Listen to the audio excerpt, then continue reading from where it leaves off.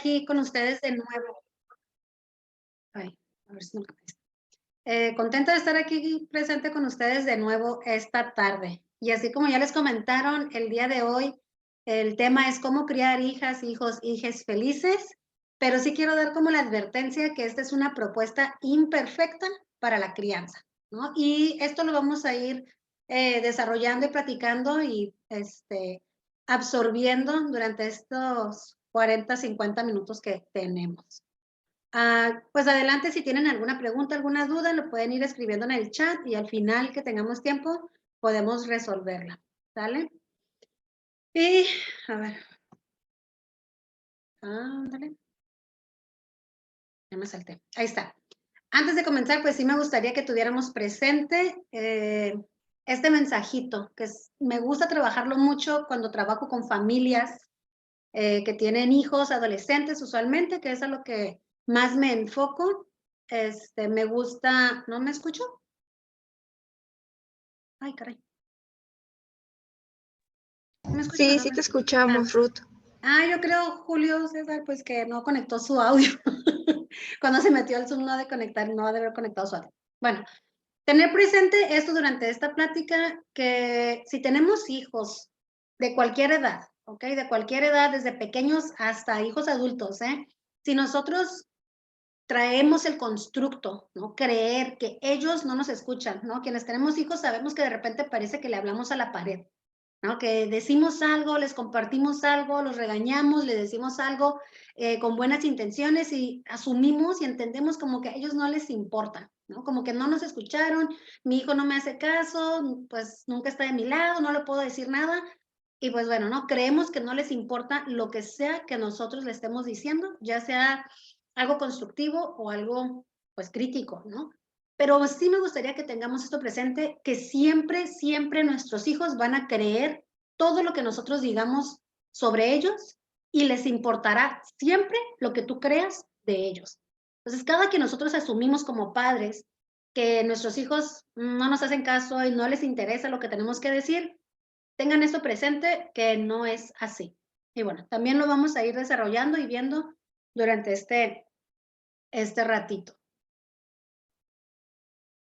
No sé qué pasó, ya me fui atrás. Muy bien. Y pues quiero comenzar desde algo bien básico, ¿no? Estos conceptos, ¿no? Para nosotros definir que tenemos hijos, necesitamos conocer o entender un poquito estos dos conceptos que son la maternidad y la paternidad, ¿no? ¿Qué es esto y desde dónde se construye, ¿no?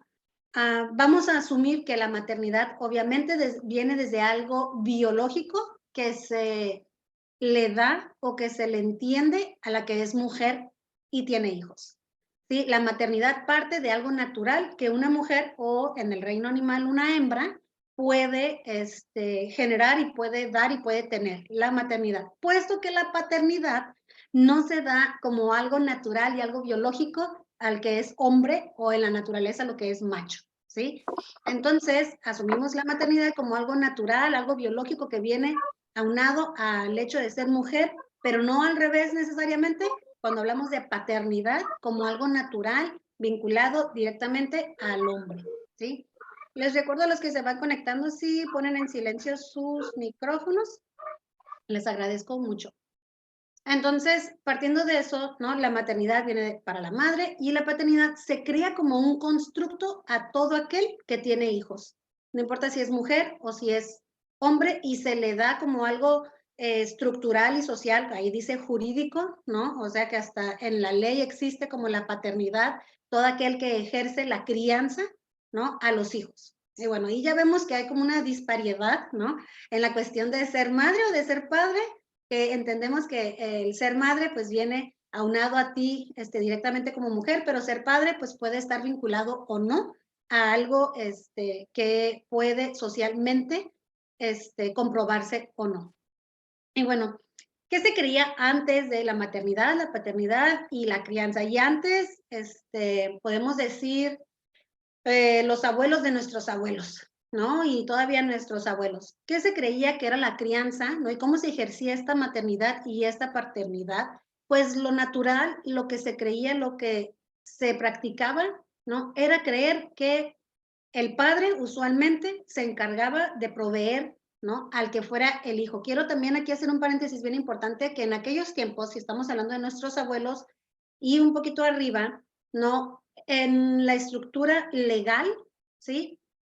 Los hijos, los menores, los niños, ¿sí? La infancia no tenía un lugar casi legal estructurado con derechos y obligaciones, ¿no? Se creía tener hijos como una pertenencia de alguien, ¿no? Como un algo. No era algo que se procuraba como una unidad importante en la sociedad, ¿sí? Los hijos eran una posesión, una pertenencia que existía como una casa, ¿no? Sí tenías el derecho, pues eras el papá, pero no se procuraba que se asegurara el bienestar de esa persona. Entonces, si estamos hablando que hasta legalmente no existía, ¿no? El procurar todo el bienestar de los menores, las niñas, los niños y los adolescentes en aquel entonces, pues se veía, ¿no? Que usualmente las familias podían o no registrar hijos, podían o no hacer saber que había llegado un miembro nuevo, podían o no regalar, prestar, abandonar a sus hijos y no había repercusiones sobre eso, ¿no? Podía existir el maltrato y no había repercusiones sobre eso. Entonces, lo natural, vaya, volvemos a lo mismo, estructuralmente se entendía que el padre, ¿no? Que era el que trabajaba usualmente, pues proveía alimento, vestimenta, y a cambio de dar eso, a cambio de decir, yo mantengo una casa que tiene hijos, ¿no? Que hay menores, y yo les doy alimento y vestimenta, ellos a mí me deben sumisión, ¿sí? Y esa sumisión se generaba o se obtenía pues también a través del castigo, ¿sí? Y en aquellos entonces, en muchos extractos sociales, desde baja estructura socioeconómica hasta la alta, se encargaban las familias de transmitir saberes y técnicas sobre el oficio que fuera de la familia, ¿sí? ¿Qué es esto? Si había un herrero, ¿no? Que era el abuelo, pues el herrero se aseguraba que el hijo varón, ¿no? Tuviera todo el conocimiento para continuar siendo herrero, ¿no? Para asegurar que hubiera ese ingreso que pudiera mantener en alimento y vestimenta y en techo a una familia. Y usualmente no había esta unión o este componente emocional o de bienestar hacia los hijos. Había hijos y ellos me tienen que asegurar que van a conocer lo que yo sé para que lo que yo sé no muera cuando yo me vaya.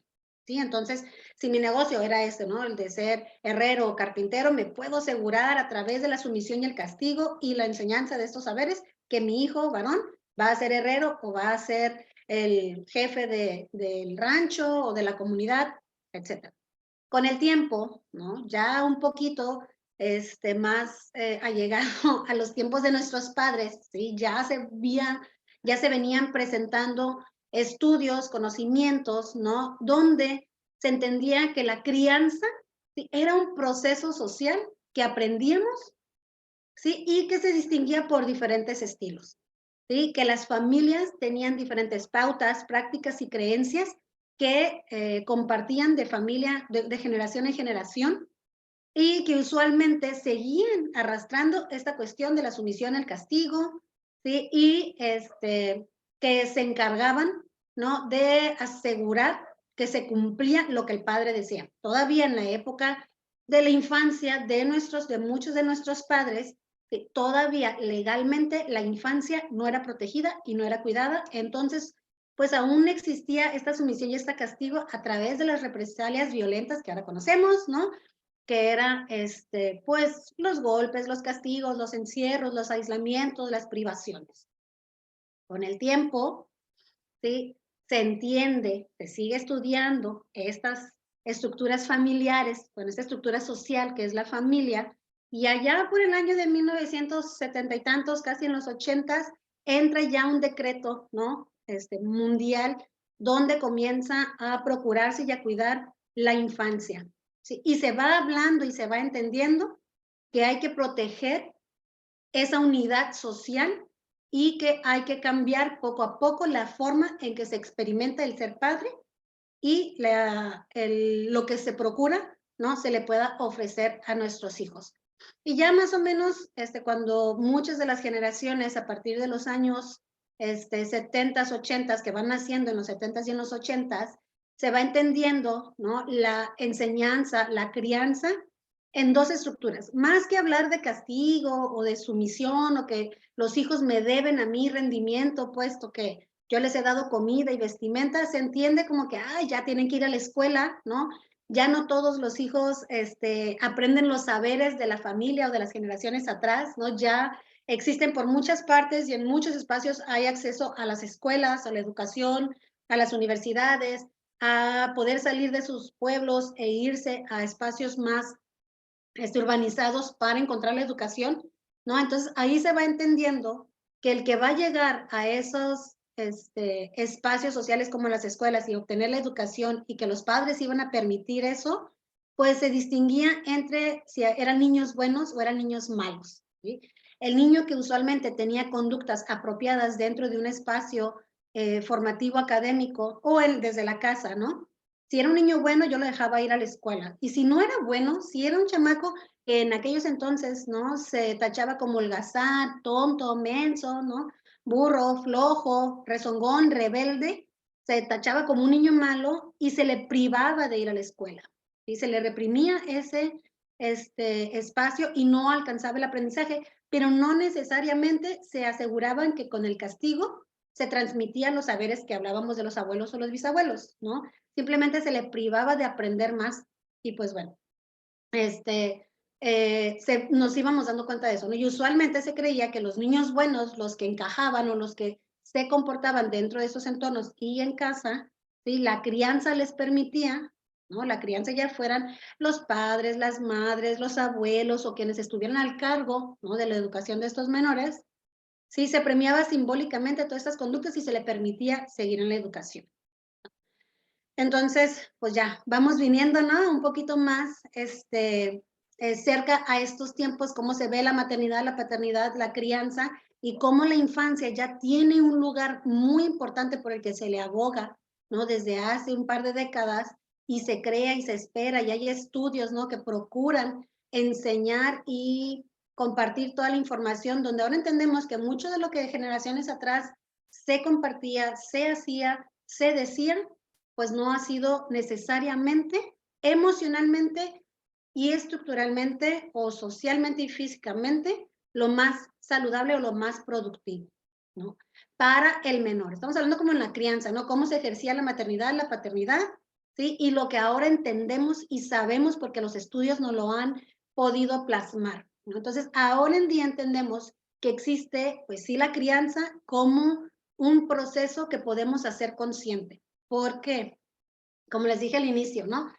La maternidad, ¿sí? Que se hablaba la maternidad como esa cuestión natural que tenía una mujer y que por ende se procuraba de ella un cuidado, no necesariamente emocional, pero el fisiológico, ¿no? El más básico, ¿sí? El papá o el padre, ¿no? O sea, proveía para el hogar y el sustento, ¿sí? Pero se aseguraba que la madre se asegurara que lo que ese hijo hacía era hacerle caso al padre, independientemente del método que lograra ese objetivo, ¿sí?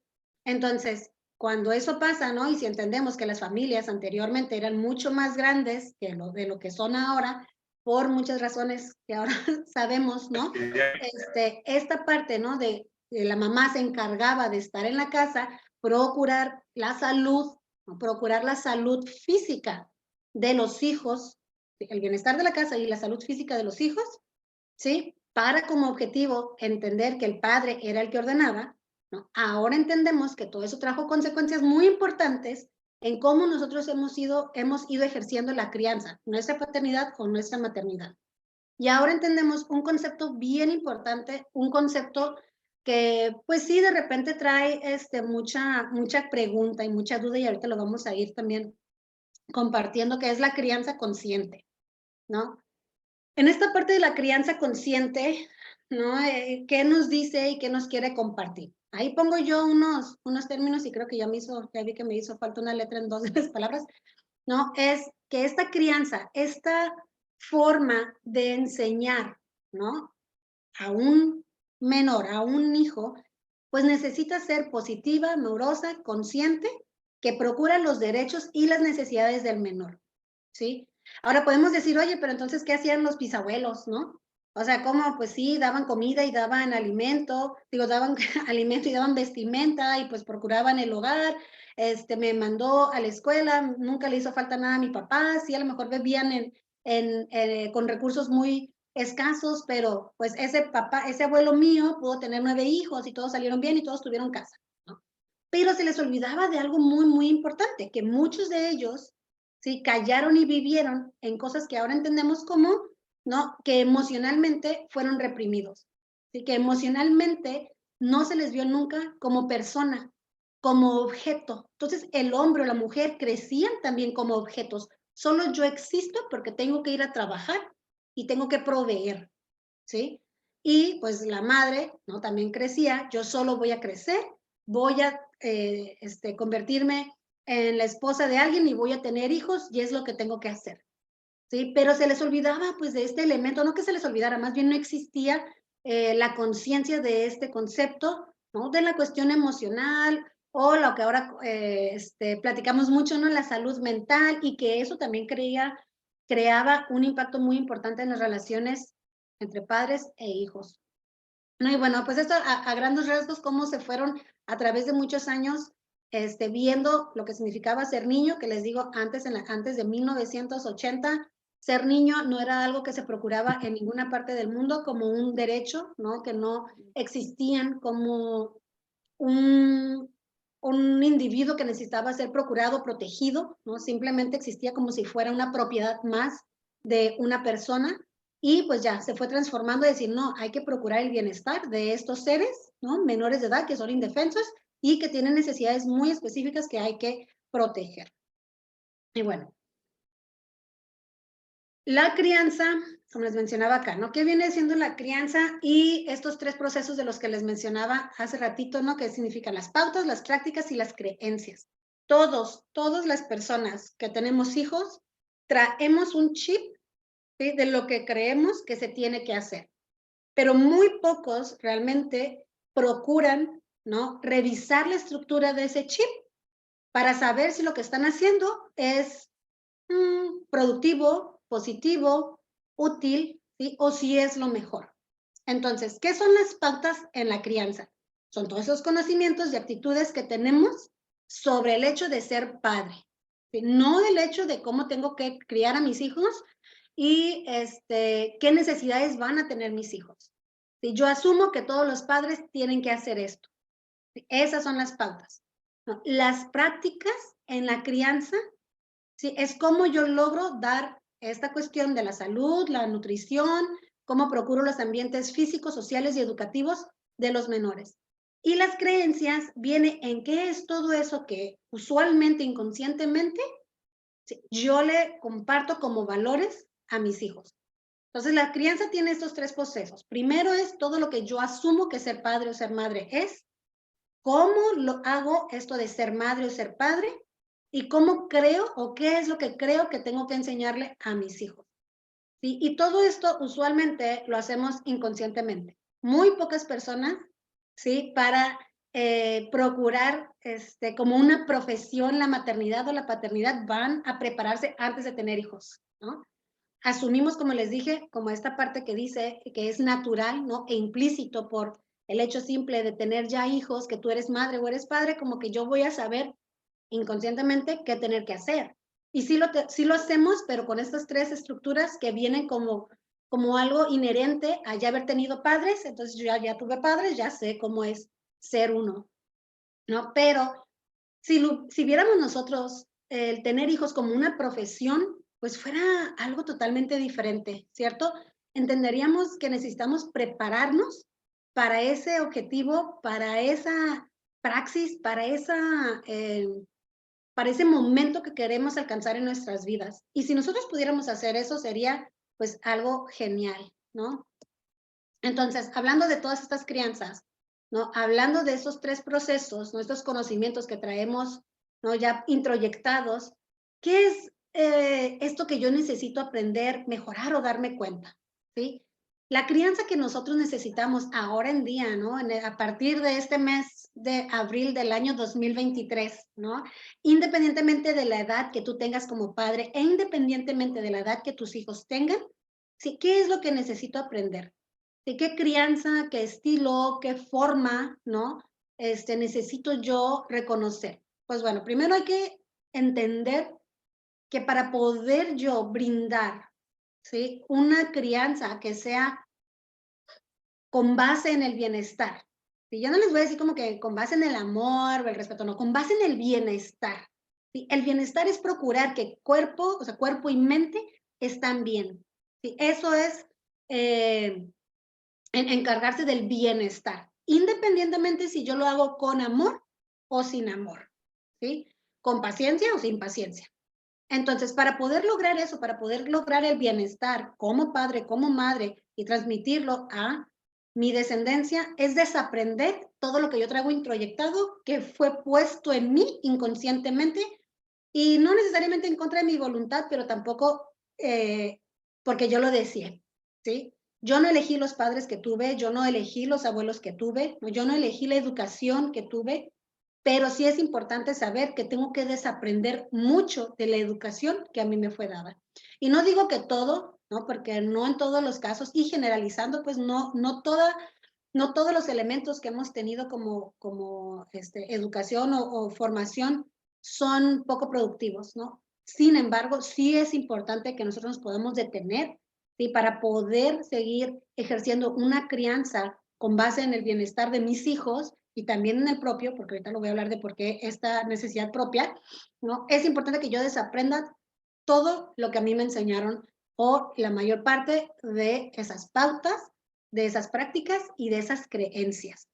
¿Sí? Necesito un poco desaprender de eso para poder, ¿no? Obtener información que me sea más valiosa para poder enseñar de mejor manera.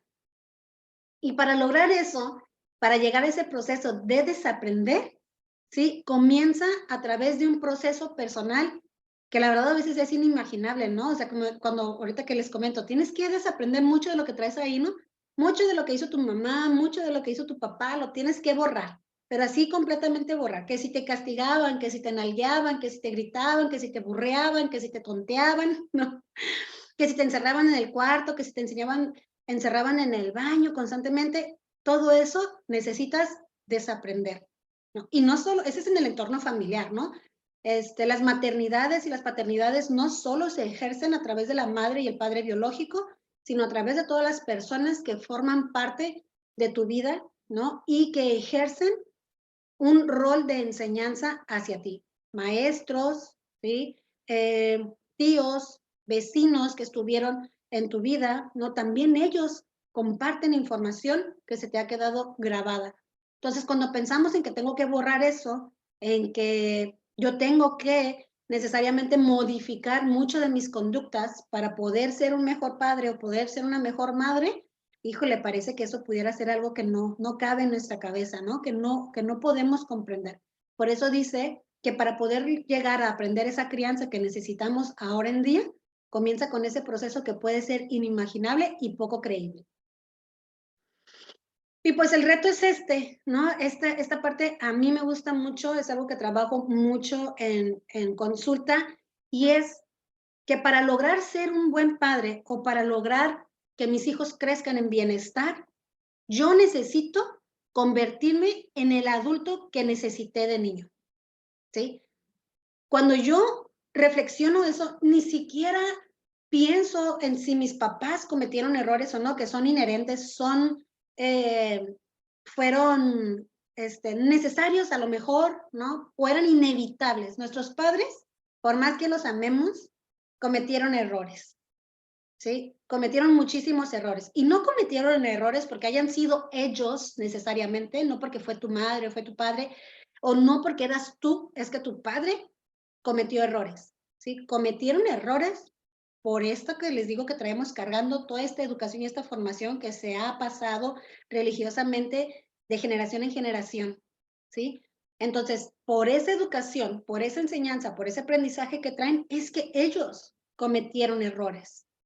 ¿Sí? ¿Por qué? Porque ellos estaban carentes de herramientas y de información que les permitiera hacer un mejor trabajo, ¿sí? Entonces, cometieron errores, no es que sean culpables, no son responsables de la educación que ellos recibieron, ¿sí? Pero hoy tú Hoy tú sí eres responsable y consciente de si quieres lograr un mejor trabajo, una mejor chamba como mamá o como papá, es importante que reconozcas que necesitas convertirte en el adulto que necesitaste de niño. Y usualmente ese adulto es el que no castiga, el que no humilla, el que no pega, ¿sí? El que es paciente, el que es comprensivo y el que se educa, ¿sí? El que se educa. Y en eso radica muchísimas cosas para hacer este proceso de crianza un poquito más consciente. Y aquí viene otra cosita, ¿no? Hablando de esas cosas que nos fueron transmitidas y que nos fueron, regaladas, ¿no? De generación en generación, pues es cuando hablamos de las experiencias que vamos viviendo durante nuestro desarrollo, durante toda nuestra vida, ¿sí? El problema no es pasar por un trauma que haya sido natural o por negligencia. ¿Qué es un trauma natural? Todo aquel que viene pues es que nada es solicitado, ¿no? Pero todo aquel que viene como por accidente, una muerte, un fallecimiento, una pérdida, algo que estuvo fuera del control de la familia, ¿no? Y hay otro proceso traumático que es todo aquel negligente. Y el negligente es el que yo, con poca o mucha conciencia, ¿sí? Negué a la familia o negué a mis hijos. ¿Sí? Entonces, yo como menor pasé por trauma si mis padres no platicaban conmigo, ¿no? Es por negligencia, ¿no? Si a mí mis padres me privaban, ¿no? De salud emocional o de salud física o de formación académica. Esa es experiencia traumática por negligencia, y una experiencia traumática por naturaleza es falleció mi abuelo y nadie me lo contó, nadie me lo explicó, vi que atropellaron a mi perrito y nadie se sentó a mi lado a decirme qué estaba pasando. Un día ya no estaba mi perro y resulta que a los años me enteré que se lo llevaron porque ya estaba viejo y lo durmieron, ¿no? Cositas de ese estilo que nosotros podamos voltear a ver y diga, ah, eso es traumático. Ahora, el problema no es vivir experiencias traumáticas como niños, ¿no? O sea, ese no es el problema. Todos pasamos por esas experiencias, unos aparentemente más fuertes que otras, pero no importa el nivel de la experiencia traumática, todos pasamos por ellas y todas son significativas. Aquí la cuestión es que por esta misma formación que les digo que hemos traído por cientos de años en la cultura, es que el menor usualmente y hasta la fecha viven esa experiencia traumática solos, sobrellevan esa experiencia traumática solos, superan esa experiencia traumática solos, ¿sí? Y ese es parte del reto, ¿no? No permitir que nuestros hijos vivan todas estas experiencias, por maravillosas o traumáticas que sean, solos. Y a veces el problema es que nosotros no sabemos cómo hacerlos, cómo acompañarlos, cómo hablar con ellos. ¿Por qué? Porque yo no he revisado qué tipo de adulto es el que necesito ser para ese niño que fui, para poder brindarle a ese niño que tengo ahora, ¿no? Esa convivencia o esa cobertura, ¿no? De acompañarlo en esta experiencia, ¿no? Y lo podemos pensar, ¿no? Cuando estamos hablando de divorcio, cuando hablamos de separaciones, cuando hablamos de abandono, que no son temas de ayer, son temas de hoy, probablemente sean temas de siempre, a veces no sabemos, ¿no? Cómo explicar eso, cómo sentarme con mi hijo que tiene 2 casas, qué decirle, cómo es que yo estoy pasando por ese dolor, cómo decirle, ¿no? Que yo no sé qué hacer, qué decir, ¿no? Y menos si en una casa hay un tipo de crianza y en esta otra casa hay otro tipo de crianza. Entonces, híjole, si yo estoy pasando por mi propio proceso, ¿no? De superación del trauma, cómo me siento al lado de un chiquitín y pues explicarle, ¿no? Lo que está sucediendo. Ese es uno de los tantos ejemplos.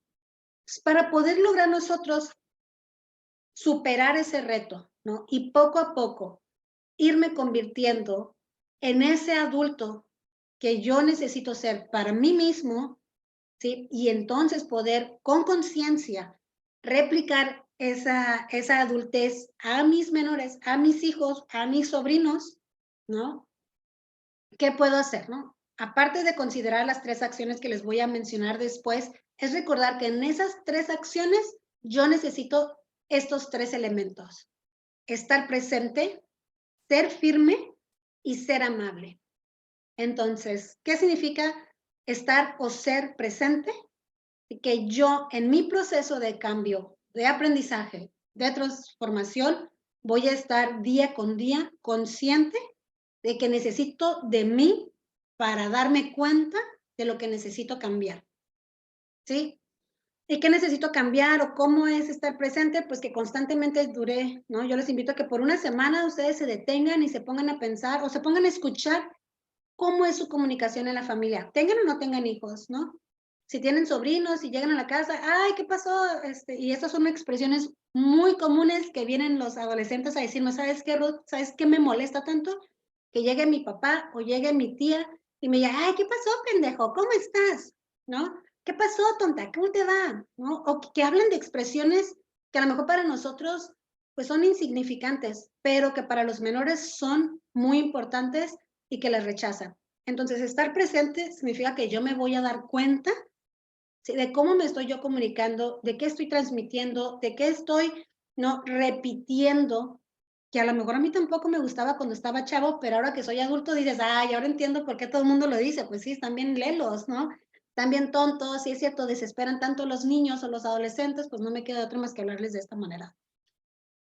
Entonces, eso es uno de los elementos, ¿no?, que vamos a necesitar en esas 3 acciones: estar presentes y, o sea, darme cuenta. La firmeza está, ¿no? La firmeza está en que una vez que yo me doy cuenta de lo que quiero cambiar, o de lo que pienso que necesito cambiar, o de lo que me han dicho que necesito cambiar, qué fría eres, tú no hablas de tus emociones, mami, ¿por qué nunca me dices esto? Mamá, ¿por qué siempre tú gritas? Papá, ¿por qué tú nunca juegas conmigo? Papá, ¿por qué no me dices que me quieres? Mamá, ¿por qué no me das un abrazo? Papá, ¿por qué no me das un abrazo? ¿No? La presencia a mí me va a dar esa pauta de darme cuenta, ¿no?, de todo lo que me gustaría o me piden que cambie para cubrir necesidades muy específicas, ¿no? La firmeza está en una vez que yo me doy cuenta, día con día, poco a poquito, procurar, ¿sí?, hacerlo diferente. Poco a poquito, procurar hablar más amablemente, hablar con atención, evitar el grito, evitar la nalgada, evitar el castigo incongruente, ¿no? Evitar la imposición, evitar, ¿no?, la grosería, evitar la mala plática, evitar la crítica, con firmeza. Sí, si una vez yo ya dije, yo quiero cambiar esto, lo voy a procurar estando presente y siendo constante, porque eso me va a dar a mí la firmeza. Y la amabilidad que viene, ¿no? La amabilidad es recordar que somos humanos y sí, vamos a cometer errores, pero podemos cometer errores y hablarnos amablemente, ¿sí?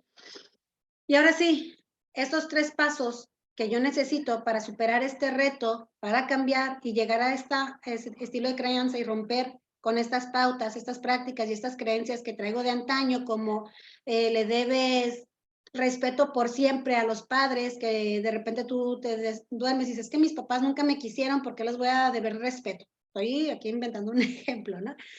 Las situaciones pueden ser diferentes en cada contexto, pero, ¿no?, esa es una de las creencias, ¿no? La familia siempre está por encima de todo y un día despiertas y te das cuenta que tienes una familia tóxica, ¿no? Una familia que no te permite avanzar, una familia que a ti solo te usa, una familia que no procura tu bienestar, y entonces traemos una creencia bien arraigada que la familia lo es todo. Primero la familia. Bueno, una vez que me doy cuenta, ¿no?, que eso no es bueno para mí, que ese niño que yo tengo aquí, que necesita un mejor adulto de mi parte, pues quiere romper con ese ciclo, empieza con la disciplina, ¿sí? Y cuando hablamos de disciplina, no significa que la disciplina es que tengo que castigar, que la disciplina es tengo que gritar, la disciplina significa que tengo que ser rudo y duro y frío, ¿no?, y calculador y solo gritar, no. No, la disciplina no se trata de eso, la disciplina se trata, ¿sí?, de saber enseñar las reglas, ahora sí que del juego, ¿ok? Las reglas del juego. Como no lo hemos nosotros aprendido conscientemente, sino que fue algo que nos transmitieron, la única manera en que tú aprendiste era que yo te nalgueara, porque si no te nalgueaba, tú nunca entendías. ¿No les pasó eso? No les pasaba que es que tú no entendías, tenía que gritarte. Pues no, oye, tienes 5 años. El cerebro de un niño de 5 años es una gelatina. No, es una gelatina. Podemos decir que muchos niños de 5 años sí hacen caso a la primera, pero no es la norma, no es una ley y no es la regla. Que un niño de 5 años haga caso a la primera y obviamente se le va a olvidar todo y obviamente su atención va a ser dispersa y obviamente le vamos a tener que hablar 5, 8, 15 veces en 5 minutos para que haga caso, ¿no? Entonces, la disciplina se trata de ser constantes, de ser firmes y de ser congruentes en lo que yo espero, ¿sí? Que mi hijo de cualquier edad haga, ¿ok? Y usualmente nosotros llegamos a la otra parte, ¿no? De la disciplina esta que creemos que tiene que ser castigo y grito y regaño, ¿no? ¿Por qué? Porque uno, pues queremos tomar el camino corto, ¿no? A veces no tenemos la paciencia ni el tiempo para enseñarnos, ¿no? Cómo hablar con nuestros hijos. Entonces, como les decía, creemos que se trata de condicionar, ¿no? Mira que si tú no me haces caso, te voy a quitar el switch. Mira que si tú no me haces caso, ya nunca te voy a llevar con tu abuela. No, hasta mentimos, ¿no? Hasta ni siquiera nos damos cuenta que eso no va a poder ser posible, ¿no? Cuando nosotros queremos hacer que nuestros hijos hagan caso o entiendan algo. Entonces, esta cuestión de la disciplina, de pensar que se trata de condicionar con castigo, ¿no? O con la penalización, que si se acuerdan, lo hablamos, ¿no? Viene desde los bisabuelos, ¿no? Esta parte de la condición. Si tú me haces caso, no te voy a querer. Si tú me haces caso, no te voy a pegar. Y ya asumimos que eso era respeto. Pero bueno, la disciplina no se trata de eso, ¿sí? Se trata de prepararse desde las necesidades que existen ahorita, ¿no? La realidad y soltar esas creencias de ayer, ¿sí? Y procurarlo de una manera que no dañe tu espíritu, ¿no? Y que no dañe el espíritu del menor. ¿Por qué? Porque a final de cuentas, como les dije, todos nuestros hijos van a tener un cerebro muy moldeable. A, yo creo que hasta después de los 19 años. ¿Sí? A partir de los 19 años el cerebro recibe una estructura muy, muy diferente, ¿sí? Pero antes de eso, nuestros menores necesitan demasiada guía, ¿no? Demasiada constancia. Esta disciplina tiene que ser clara, tiene que ser constante, tiene que ser congruente. Pero si yo como adulto no entiendo eso, pues muy probablemente la disciplina que yo voy a dar no va a ser congruente, no va a ser clara y no va a ser con base en el amor, como les decía, para procurar el bienestar. Va a ser como el dicho que tenemos por ahí, ¿no? A como Dios me dio a entender, porque así me enseñaron a mí. ¿No? Y como así me enseñaron a mí, pues así lo comparto y lo transmito. Pero pues obviamente necesitamos revisar la forma en que yo estoy ejerciendo el ser adulto y si yo sé que yo no tengo control y si sé que yo no puedo lograr eso y si sé que siempre termino gritando y castigando y nalgueando y aventando la chancla, ¿no? O dándole el tratamiento del silencio, ¿no? No te hablo hasta que entiendas que hiciste algo mal, pues vamos a caer en otro punto, que ese es el otro elemento, ¿no? La otra cuestión de la crianza es que no vamos a procurar o entender que necesitamos tener cuidado personal. ¿Y qué significa el cuidado personal en el ser padres? ¿No? Porque obviamente es una tarea como cualquier trabajo, ¿no? Como cualquier trabajo demandante, ¿no? Que requiere de nuestra completa atención. La crianza necesita de nuestra atención completa, seas mamá o seas papá, ¿sí? Seas unitario, que es esto que si solo eres mamá criando o si solo eres papá criando, tú necesitas entender de este elemento que nadie enseñó, que les digo, viene desde los bisabuelos, ¿no? El bisabuelo nunca descansó y hasta te lo critica, ¿no? Yo nunca me tiré un día enfermo, yo nunca me tiré un día a descansar, ni las mamás, ¿no? Yo saqué a 9 hijos adelante y tú con uno no puedes, ¿no? Tú con uno no puedes y mira, ese te derrumba el mundo y yo tuve 10 chamacos. Pues bueno, el cuidado personal ahora entendemos, no es cuestión inventada, no es cuestión que nos las hayamos los profesionales de la salud mental sacado de la manga, no, es algo súper importante, es algo que existe y es algo que necesitas aprender a hacer, ¿sí? Cuidado personal. Ahora, el cuidado personal no significa necesariamente que tienes que tomar vacaciones e irte, ¿no? Y relajarte, ¿no? Porque pues, si tú has llegado a ese punto de tomar vacaciones, sabes que las vacaciones realmente pues sí, te sacan de tu rutina, pero no necesariamente cuidan, ¿no? Lo que día con día tienes que procurar. Alimentarte bien, ¿sí? Salirte a caminar y respirar aire fresco, por decir algo, porque pues nuestra Tijuanita está medio extraña, ¿no? Eh, procurar todo lo que consumes. Ahora en día tenemos algo que nuestros padres no tenían, no, ni siquiera nos vamos a ir con los abuelos, o sea, no, algo que nuestros padres no tenían, ¿sí? Mientras fueron padres de jóvenes adultos, adolescentes y menores, pues no tenían el acceso veloz, instantáneo a toda la información que el Internet nos da en micromomentos. Entonces, aprender a saber lo que consumes es bien importante. Aprender a saber lo que tu cuerpo necesita es muy importante. Aprender a saber, ¿sí? ¿Qué tengo que hacer para sentirme y pensar mejor? Es un reto, es parte del reto del que les hablaba antes, ¿no? Si yo no logro hacer eso como adulto, si yo no logro hacer eso como padre, muy probablemente mi hijo no lo entienda y no lo haga. Y aprenda, obviamente, los mismos patrones que indirectamente hemos estado cargando. El no cuidar, el no poner límites, el aceptar eh, relaciones que no son saludables, ¿no? El ser una relación, mantenerme en una relación o yo ser ese elemento en una relación que no es el saludable. Entonces, si yo no aprendo a tener ese cuidado personal de qué es lo que siento, qué es lo que necesita mi cuerpo y qué es lo que necesita mi mente y cómo estoy expresando todo mi bienestar o todo el malestar, sí, pues probablemente no voy a hacer un excelente trabajo en cuidar esos aspectos en nuestros hijos. Y pues como ya les dije, ¿no? Si yo acá en la disciplina quiero imponer las cosas, pues sí lo vamos a lograr, pero no va a haber un aprendizaje significativo, por ende nuestros hijos no van a entender de qué le estamos hablando. Si yo no lo hice, hazlo tú, hijo, ¿no? Yo todo lo hago para que tú lo hagas mejor, pero si nosotros no les mostramos, ¿no? Esa parte, pues probablemente no la van a aprender.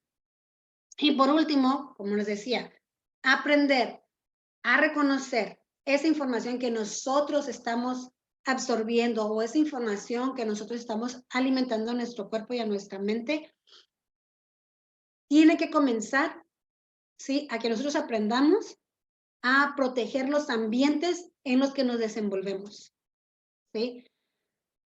¿Y cuáles son los ambientes en los que nos desenvolvemos? Las amistades, la familia, la casa, ¿no? La escuela, todos esos espacios, todos esos lugares en los que yo me desenvuelvo día con día, es importante reconocer que tengo que aprender a protegerlos, a asegurar que yo me puedo detener y dar cuenta. No, es que a mí siempre me dejaban con la vecina, entonces pues yo asumo y dejo a mis hijos con la vecina.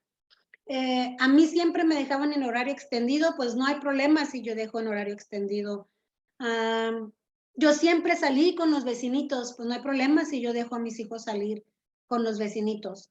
Ahora no podemos decir que tú siempre estuviste en las redes sociales porque eso no fue cierto. Entonces, creer que ahora puedo entender que puedo hacer las redes sociales, ahora puedo dejar a mis hijos libremente estar en las redes sociales, pues no. Y si yo no cuido mis entornos, ¿qué es esto? Yo no cuido que mi familia sí me alimente positivamente. Si yo no cuido que mis amistades son personas que procuran mi bienestar y yo procuro su bienestar, ¿no? Si yo me aseguro que los espacios en los que yo me desenvuelvo como adulto, ¿no? Son saludables. Y no me refiero a que no podamos ir a convivir en espacios de diversión para adultos. No, pero me refiero a que si eso a mí no me procura el bienestar y la relajación, pues va a estar medio difícil que mi hijo aprenda a encontrarse en espacios saludables, ¿sí? Donde se refuerce su confianza, donde haya apertura y seguridad, donde se procura la salud de todos sus miembros, ¿no? Y sobre todo asegurar que los espacios a los que yo me acerco están de acuerdo a mi edad y congruentes con la edad de mis hijos. Entonces, sí, eso es bien importante también, ¿no? En esta parte de lo básico de la crianza radica, pues, ¿no? En procurar una disciplina congruente, asertiva, con base en el bienestar, ¿no? Y de amor, ¿no? Que yo procuro mi cuidado personal, que no significa irme 2 horas al gimnasio, ¿no?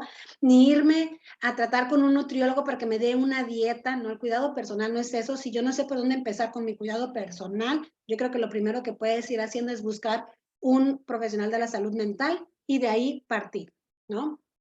Los entornos protegidos, súper importante en esta parte de la crianza. Entonces, como les dije al principio, esta parte de la receta para criar hijos felices empieza siempre y únicamente en que tú logres entender, ¿no? Cómo te puedes convertir tú en ese adulto que necesitabas cuando fuiste niño.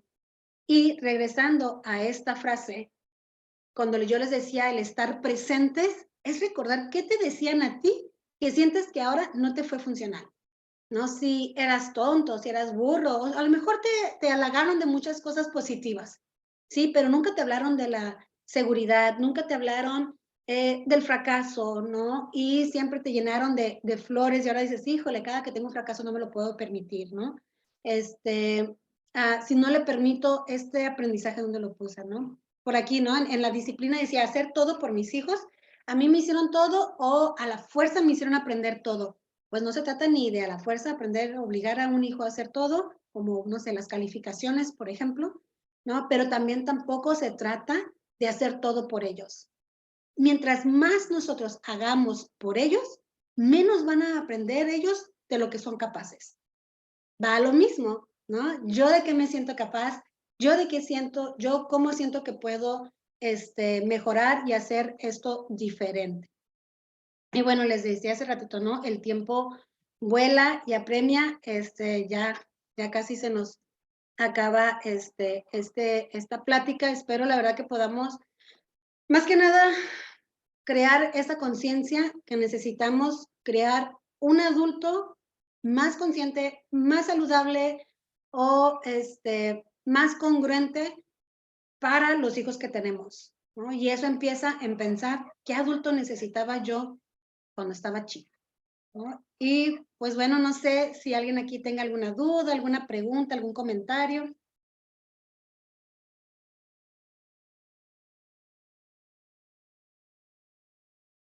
No, hablen ahora, no, o escriban.